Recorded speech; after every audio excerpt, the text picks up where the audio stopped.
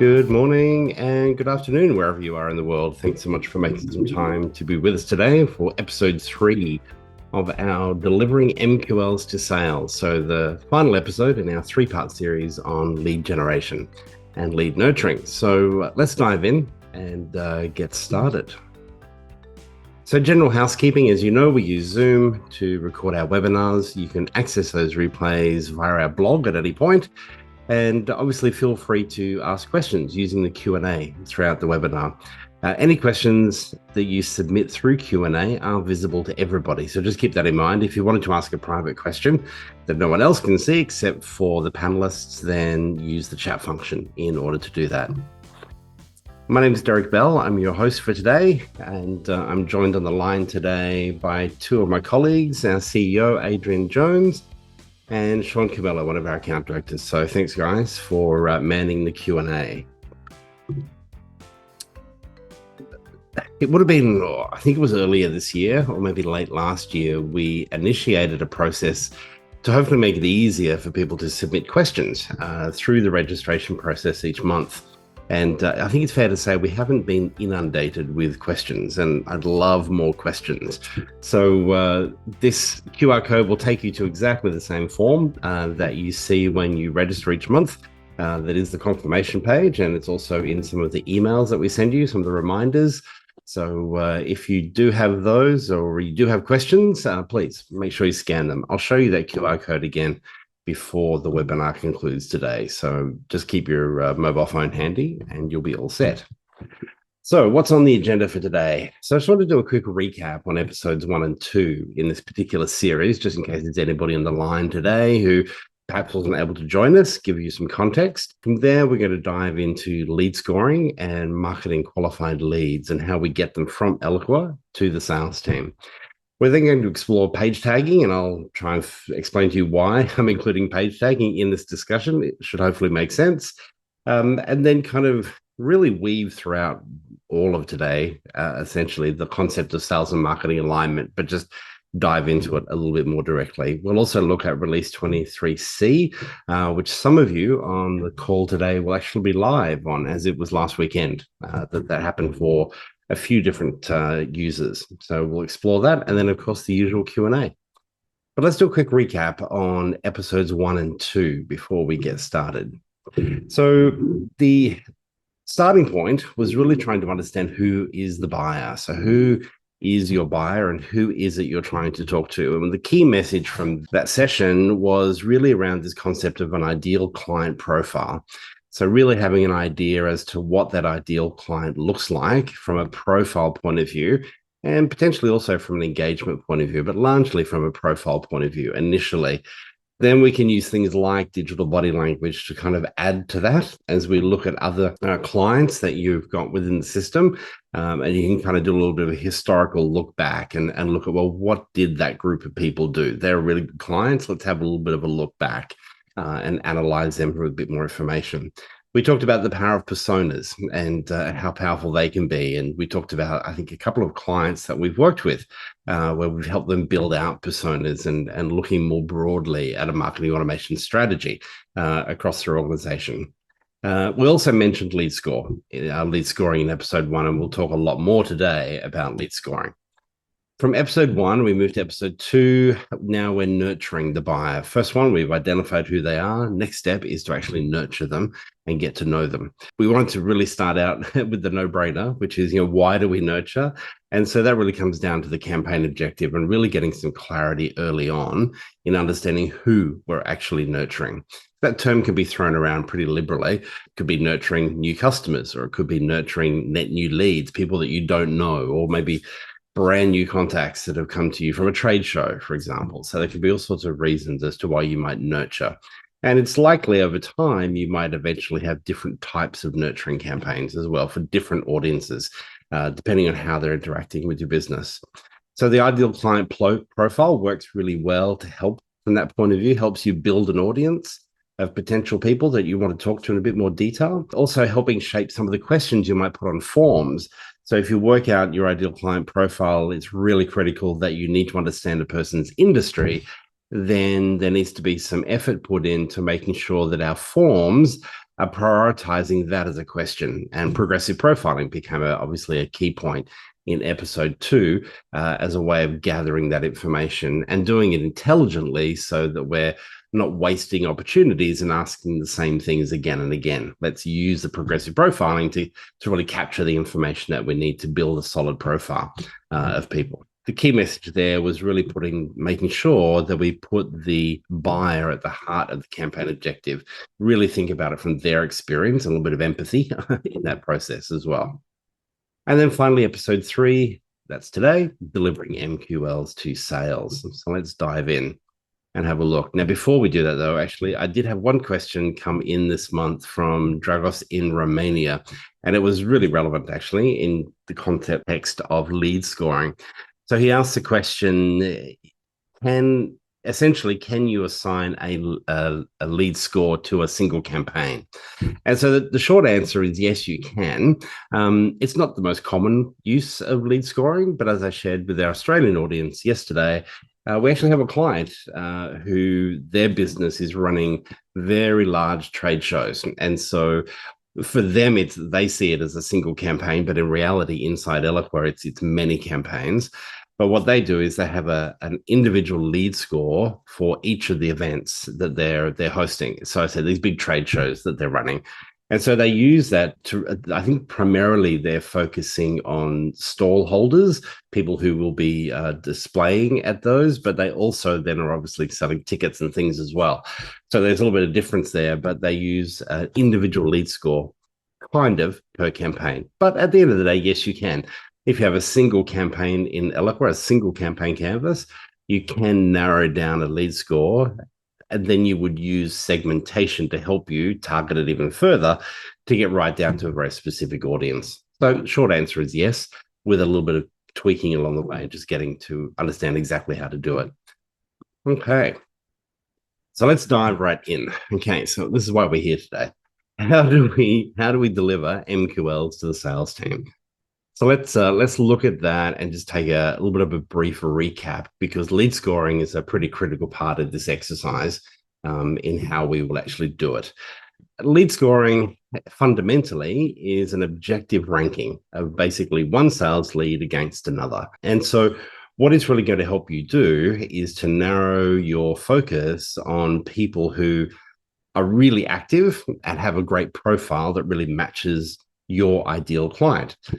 And it also helps the sales team identify where a prospect is in the buying process and how to go through the right sort of follow-up process.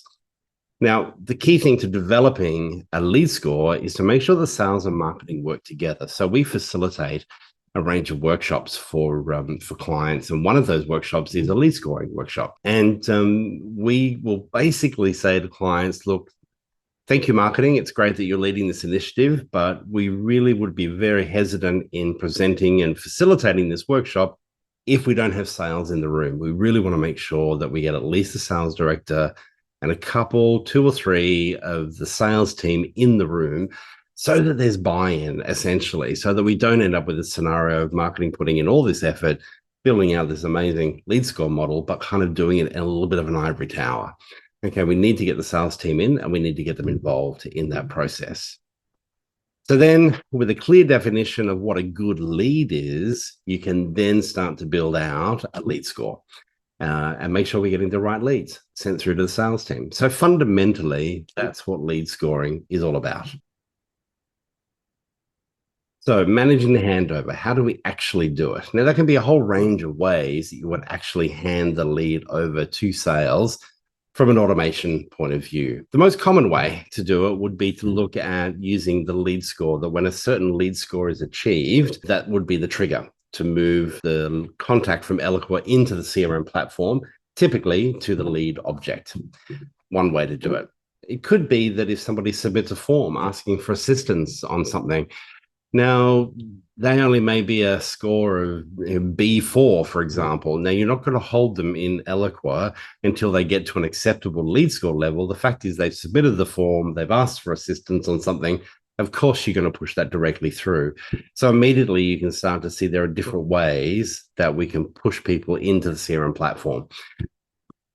What about if they download a specific piece of high value content? For example, maybe it's significant in what it contains, it's significant to your business, you would consider that a fairly high value asset. If that's the case, then maybe that one also goes straight through to the CRM platform. So again, regardless of it being an A12 or a B12 type of lead. Now, the worst possible scenario is that if they have a heartbeat, you want to send it through. We don't want that. And I'd laugh, but it does happen. Now, what about all attendees that attend an in-person event? That could be another qualifier. If you've had the chance to meet people and press the flesh and say hello and shake hands and all that kind of stuff at an event, you possibly absolutely want sales to be doing a follow-up call.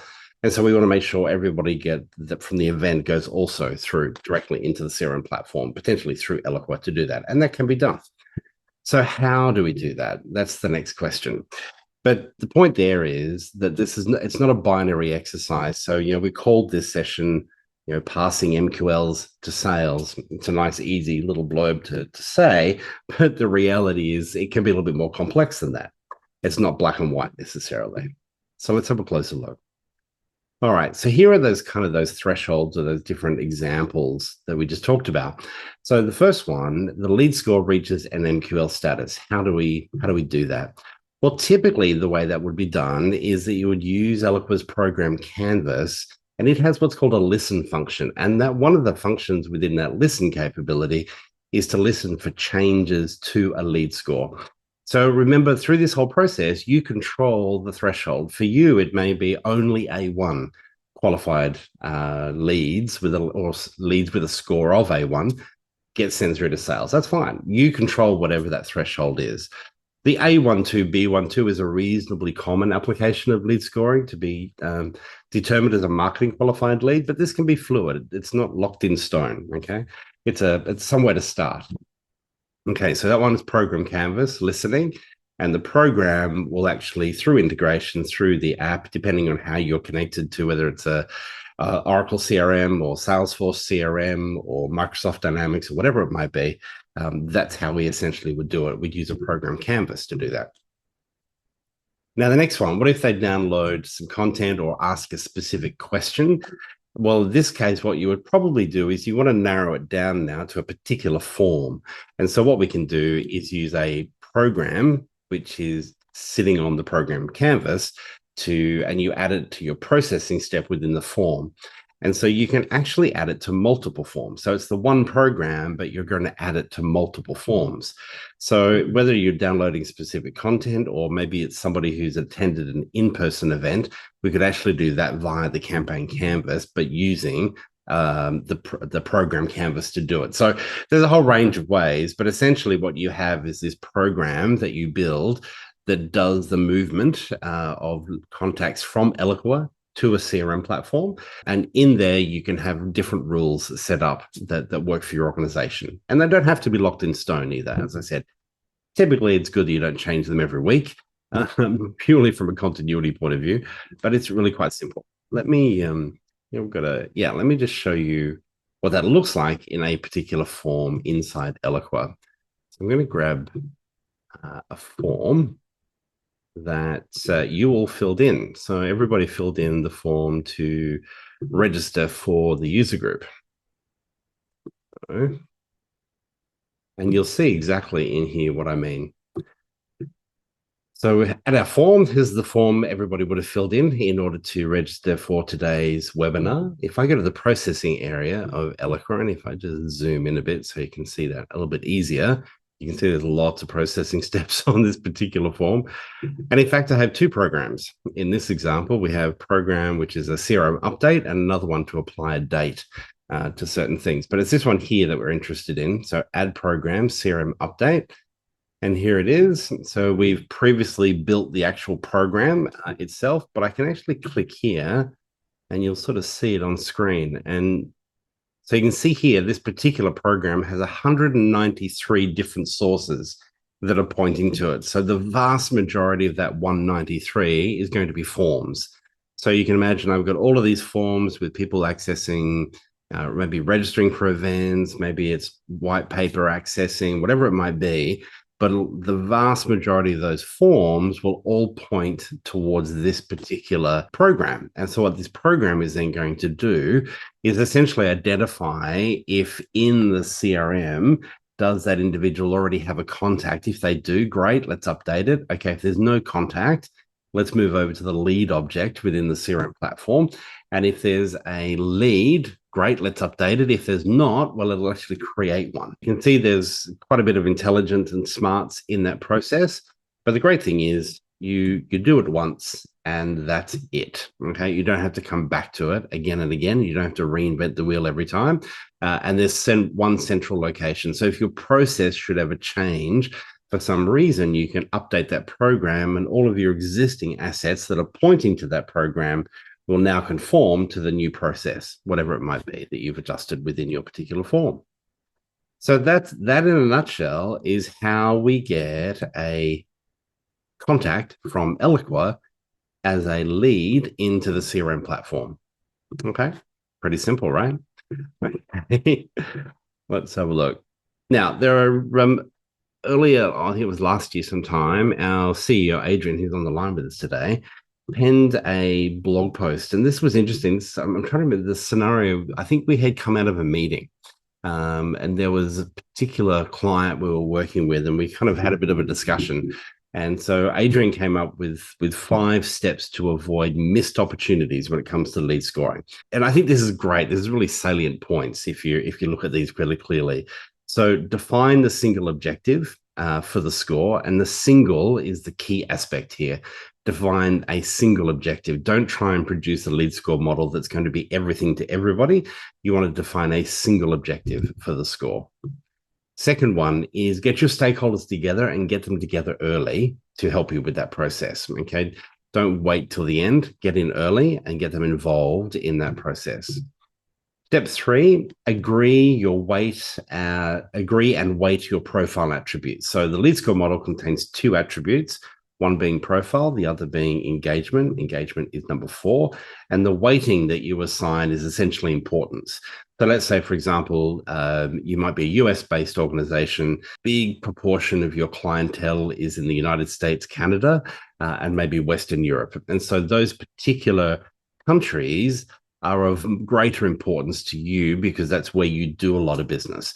There may be some countries that you don't do business with, and maybe some you can't do business with for whatever reason.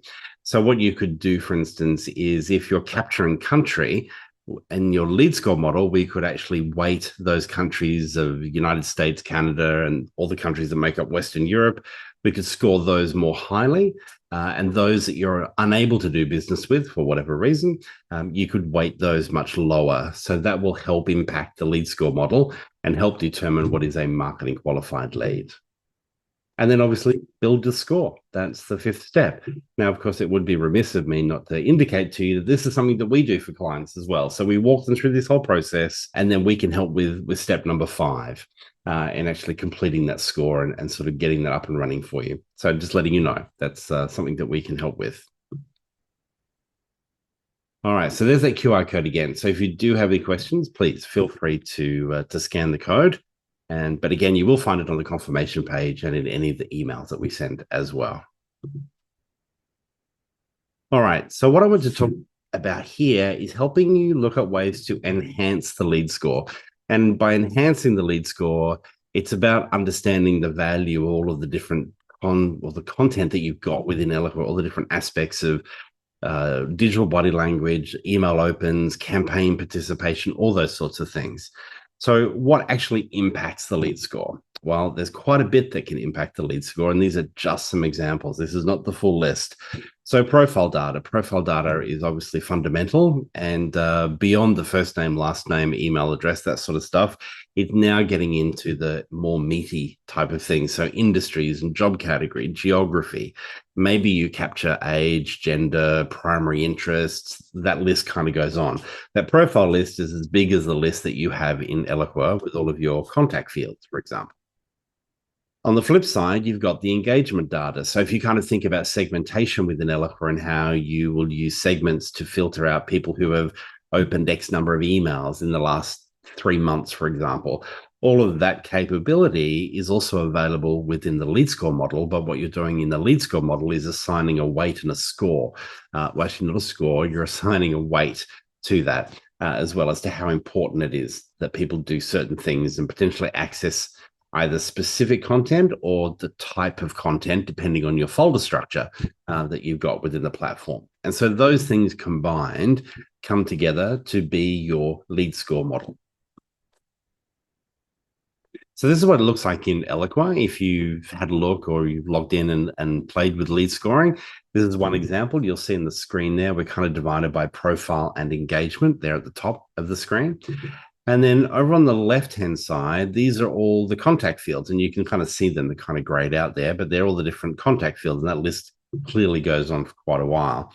But notice also that you've got access there, not just to contact information, you've got access to accounts, custom data objects, but you also, depending on how you use shared lists, shared contact lists, same sort of thing. You would be able to access that information there as well. Then the flip side is to then look at engagement. Now you can see the variables here are significantly more that we have in this particular model, everything that we've done there in the center. And so that's the weighting that we're sort of assigning. And over on the far right-hand side, the percentages. So on the left-hand side, these are all the things that you can use to understand digital engagement. Now, there is more that you can add there again. You can still look at adding other types of data, similar to what we just looked at, standard activity, but you've also got contact accounts and other information. Custom objects is probably the most lucrative one in addition to the standard activity, because depending on how you use custom objects, there could be some really interesting information in there that's of high value in relation to what you're doing. So something to be aware of. All right, so let's have a look and understand, what are your Eloqua dashboards actually telling you? All right, so let's have a look. And so half the battle I find with any form of analytics, it's all good information, but the key thing that you often need to be clear about is, what is it that I'm actually looking at? What is it that the data is actually telling me? So the key thing, one of the key things to understand from a lead score performance is that the entire database is scored based on the model. So let me show you what I mean by that. So you can see we have multiple models there and some that we've kind of archived, but this is just one example. So let me zoom in there a little bit for you. So what are we looking at? So you can look at this and you kind of think, wow, there's really nothing there under most qualified and qualified, but there is, but you've just got to look. So if you hover, you can see that we have 238 unique individuals that fall into that qualified area and 132 that fall into the most qualified area. So what I mean is, you look at that and you could almost be forgiven for thinking there's nothing there because the line is so thin. But remember, when every single lead score model you create, doesn't matter how many you create, the model scores every single contact in your database. And so over here, you're going to see the great unwashed, essentially. And here we sort of see a breakdown. Now you've got profile and engagement. So again, it looks like no one's engaged. But again, if you look at this and actually hover across, now just to put things in context for you, so Marketing Cube's database as a whole is just a little bit over 10,000 contacts. It kind of fluctuates up and down a little bit, but it kind of floats around that. The fact that we've got 1, 2, 3, let's say 350, 400 people sitting in that area of engagement, that's a great number for us. We're very happy with that number. There's no issue there. Here it gets broken down and presented to you in a little bit more detail, which is good. But again, the key thing you need to understand is that while this is a lead score model that we've created, and by lead we mean prospects, those people who are not currently customers of Marketing Cube, everybody's included in here. Okay, so but that's 39 individuals, 34 individuals, etc. And that top left-hand quadrant, that A1 to B1 to, that's often referred to as the marketing qualified lead, although you might see, strictly speaking, A1, B1, A1, A2. So I'm not sure if you can kind of see, but that's actually green. Those are orange, and the darker orange and red. It's completely up to you as an organization as to what you determine a marketing qualified lead is. It's not something that Eloqua was going to tell you. You need to figure it out. And one way to figure it out is to basically play with thresholds. And that's probably another discussion for another day. But you control it is the key point to understand there. All right, let me just check out Q&A. Make sure I'm not missing anything. No, okay, we're good.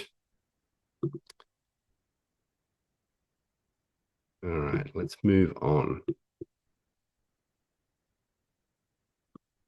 So page tagging, why am I talking about page tagging? Okay, so page tagging is actually a very cool function within Eloqua. And I'm not sure if you personally have played with it much at all, but essentially what page tagging allows you to do is to group URLs on your website. If you've ever tried to do some segment building within Eloqua because you wanted to identify people who have looked at perhaps product A from your business, it may be, we'll just call it product A for now, and maybe there's 5 or 6 different pages on your website that kind of reference it, and you want to look at anybody who has visited any of those pages.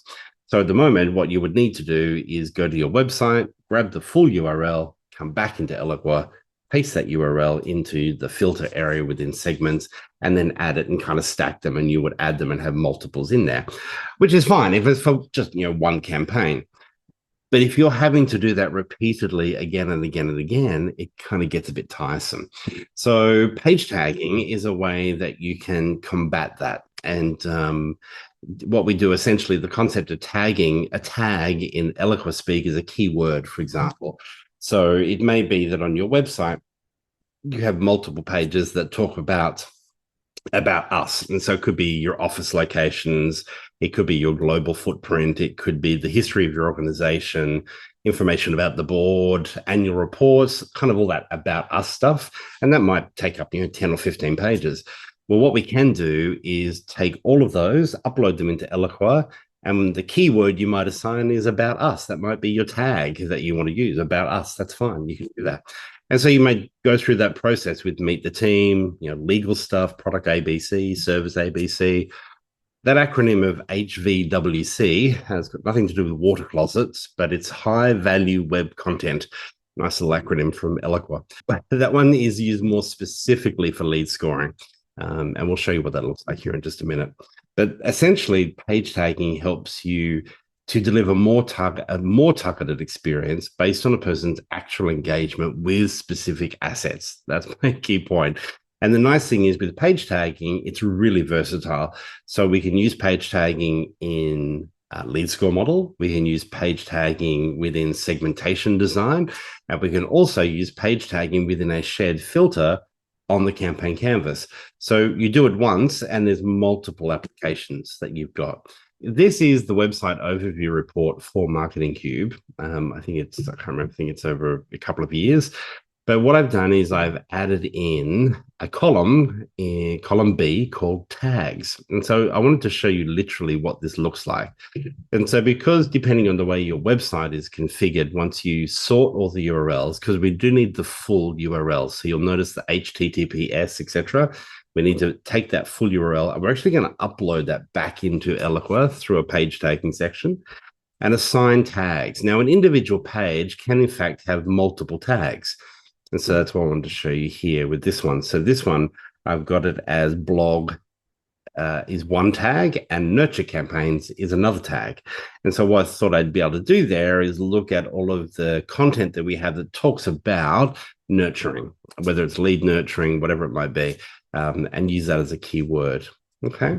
So the nice thing about the website overview report, which is one of the standard reports that you've got in your instance of Eloqua, is you can then start to look at some of this information over here. So average page views per visit, right, or visitor, return visit rate, for instance. And all that information can be quite helpful as you're trying to work out your high value web content. So the high value web content doesn't always have to be a page that actually has a form on it, because arguably that's the highest value, is a page that converts. But there could be other pages, and these could be pages that get a lot of traffic.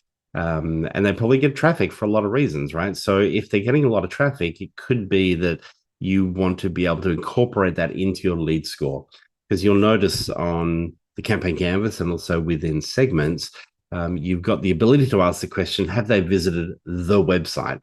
Which is super vague, right? But that's okay. It's good for top of funnel type of campaigns where you're really just trying to understand engagement and the type of, not the type of engagement, but the fact that they're even visiting your website is good to know at the early stages. But eventually you'll get to a point where you want to know more and you want to be a little bit more specific in relation to what you're doing. And so page tagging is a great way to help you with that. So that's the icon I just referred to, or the element that you've probably used yourself at various campaigns. So remember, what the answer to that question is, have they visited the website? Doesn't matter which page, doesn't matter which area of the website. It's simply the fact that they have visited the website. And in early stages of some of your comms, that's all you need to know. You just want to know they've gone from the email and they've actually gone to the website. Great. Okay, that's good. But you will find over time that you'll want to get a little bit more specific, because your email may now point them not just to, hey, look at us. It may be, hey, look at our product A, product B, or our product C. So for you to follow up in a more intelligent way, you want to know not that they've just simply visited the website, but did they actually look at product A or product B or product C?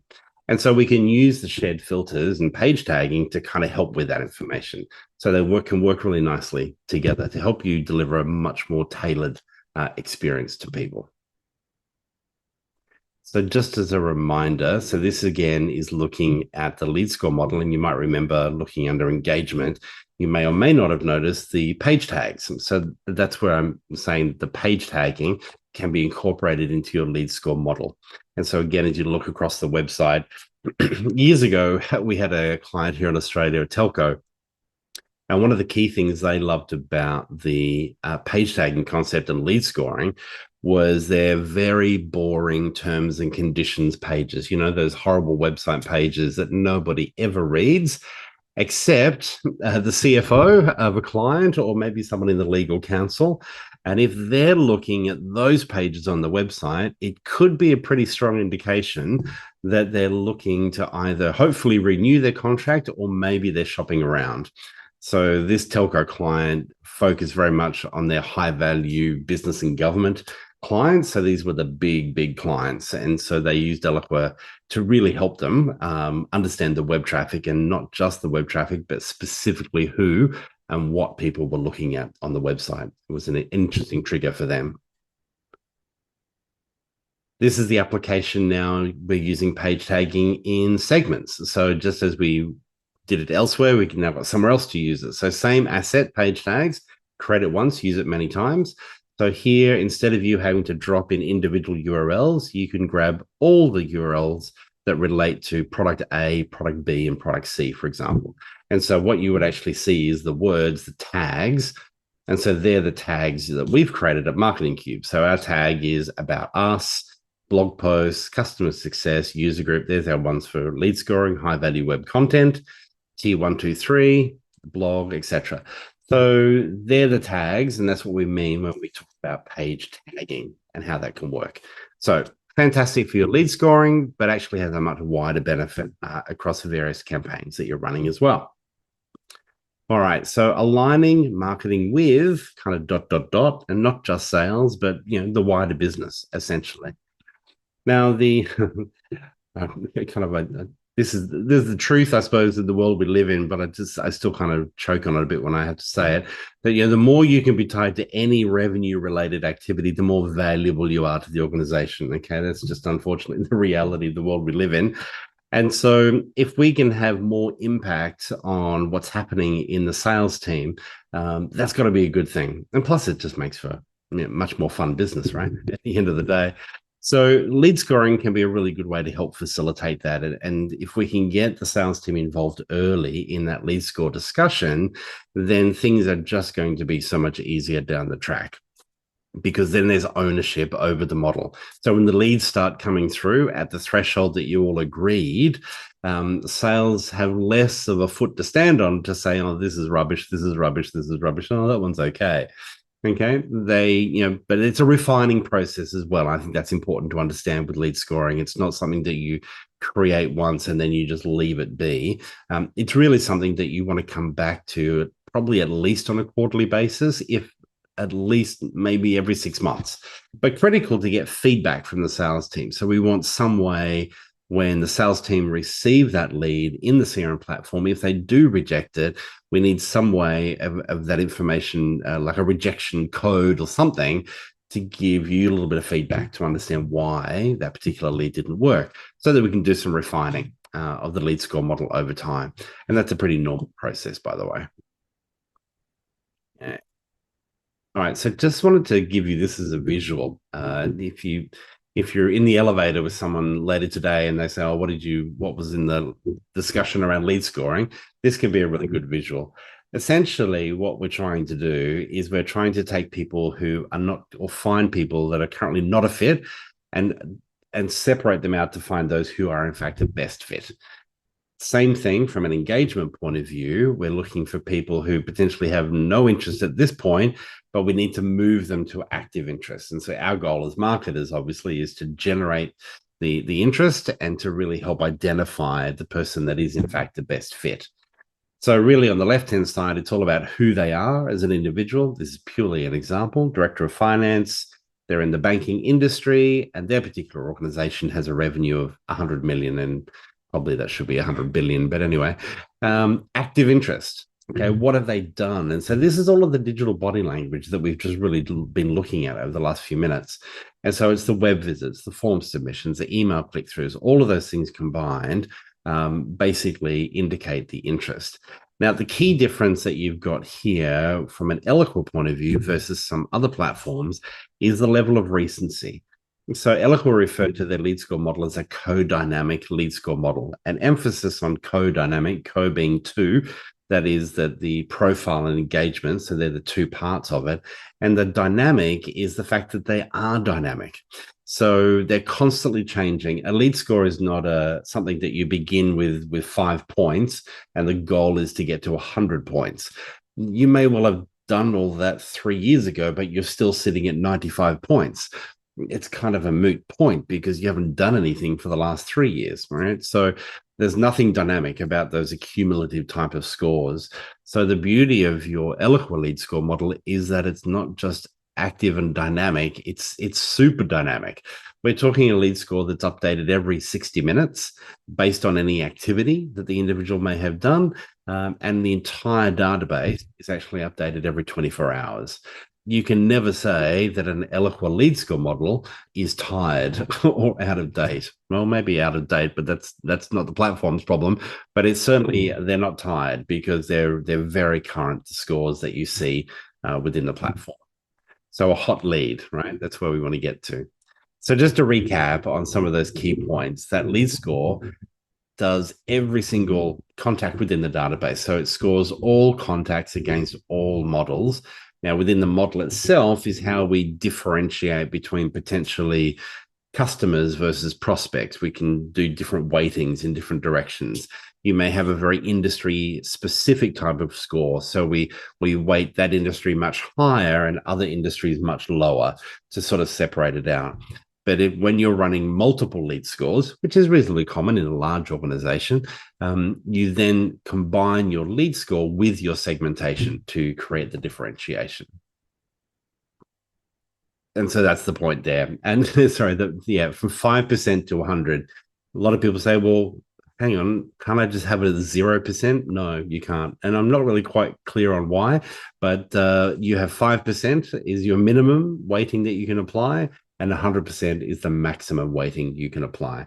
So again, if we go back to that example of your business is very much focused in the United States, Canada, and Western Europe, but you choose or are unable to do business elsewhere, let's say Australia, for example, you would have Australia ranked as 5%, but you would then have, United States and Canada, et cetera, and Western Europe as 100%. And so that's how you then push out the Australian contacts within that particular lead score model in relation to what you're trying to achieve.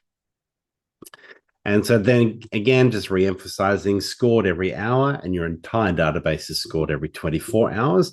So very current, and that recency aspect is really critical. And you can create a campaign-specific lead score. So I actually had that bullet point, my slide deck, before I got the question in from our friend in, I think it was Romania. But yes, you can, is the answer to the question. And that is a question that we do get from time to time. Now, one thing that we do at Marketing Cube, and you may have noticed, I'm not sure if you saw some of the screenshots I shared with you before that lead score model, we actually have a customer engagement model. It's just using lead score. It's just all it's doing is changing filters and creating a slightly different emphasis more than anything else. And so that's what we call our customer lead score model. Okay, so I've just got a couple of questions popped up here. How can I get a report of every record that was sent to CRM and from which lead score model? Ooh, that's a good question, Laurie. That should be doable, but I think we would need to have a closer look at your specific instance of Eloqua, because retroactively, it might be difficult. The way I would look at it is to somehow almost stamp like a lead source piece of information. So as the lead reaches a threshold that you want it to be sent through to the CRM platform, that we mark that particular contact in the CRM in some way, whether it's using something like a lead source field, some sort of value, or once it goes into the CRM, you could have, and now the word is escaping me, Adrian, if you're there, a queue is what I'm thinking. You could set up different types of queues within the CRM so that it's not just a bucket of leads. It's a bucket, but has different sections or queues in it, for instance, that could be labeled accordingly, which relate to the respective lead score model that they've come from, potentially. That could be one way to do it. And then you've got here, you talked about checking if someone is a contact first in the Send CRM program. We found this problematic because we don't have a good way to alert sales. We have an updated contact. I think that this is because we should be making or updating leads every time. Now, my recollection is that you're using Oracle Sales Cloud. I'm wondering if you could just throw into the Q&A if that's correct. Yes, okay. So that would just simply be a better understanding, I suppose, of the integration capability and what that app enables us to do between the two. So we have a number of clients that are using that exact same integration app between Eloqua and Oracle Sales Cloud. And so maybe I can take that question away, if that's right, sort of question without notice, if that's okay. Unless, Adrian, you've got anything you can think of in that particular one. But I'm sure there'd be some type of a sales alert function at the contact level, or maybe some way to trigger some sort of an activity. But that could get a bit overwhelming for the CRM user.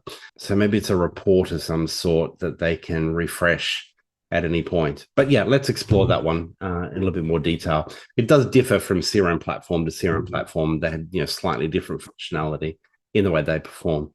But thanks, Laurie. Thank you for those questions. Okay, what I wanted to show you here, just in the context of all this discussion around lead scoring, there's a little trick that I find really helpful within Eloqua, and it has to do with contact fields. You may know this, but let's see. So what I find is, okay, so this is the new Redwood design, by the way. So this is what settings area looks like in Eloqua now, if you've got Redwood turned on. So I'm going to go to fields and views, which you will know and recognize. And as an example, I'm going to use our country field. So the reason I bring this up is that quite often when I'm sitting in these different types of lead scoring discussions, a particular member of the team participating will be like, well, It's super critical that we capture a person's favorite color. Now, I'm just making that up, obviously. No one's ever asked me that particular point. And I'm like, okay, that's great. Okay, so first thing, do we have a field in Eloqua called favorite color? Okay, yeah, we do. Okay, good. Well, let's have a look. Let's have a look at that particular field and see how much data we have. And so when you go to the fields area, select your contact field, there is an option, and I'm going to find it here because they've moved it. Yeah, it's over here now called Field Population Details. And what this does, and you'll notice it goes back to the old looking Eloqua at the back end here. So what this is actually showing you now is the entire database and the values that are stored within your particular platform. So in this particular example, you can see that of Marketing Cube's entire database, there are only 529 contacts that we do not know the country that that particular person is in. So, for instance, if I'm now in a sales or in a lead score meeting with someone and they say, look, country is really critical. We must understand country and we want to be able to weight it in certain ways and score it in certain ways within a lead score model. So if this was me looking at a client's instance, I would look at that and go, well, guys, I think you're in a pretty good position. And that makes a lot of sense that, we should absolutely do that. Let me show you one that would absolutely make no sense. So facts. So if we have a look at the field in Marketing Cube called facts, you can see that there are 9,188 contacts where we have no fax number. And I would doubt the vast majority of the accuracy of the ones that are even on your screen right now. I mean, we don't even have a fax machine in the office. We don't get faxes. We don't send faxes. Everything's done by PDF or scanned or whatever the case may be. So this is an example. Okay. So that is a cool little feature. It's really, really helpful. Also, if you're newer to Eloqua and you're trying to understand the values that are sitting in certain fields, it's a bit hard to look at it sort of contact by contact using that particular view. So again, it's coming in, looking at the field and identifying the field and using field population details. And it will show you all of the values that are contained within your platform. The ones it doesn't work on are fields like first name because there are just too many unique ones. I think the maximum that particular view, so when this view pops up, I think the maximum it will ever display is 1,000 unique values. So just FYI on that particular point. So there you go. That's just a little cheat. Well, not really a cheat, but just did you know?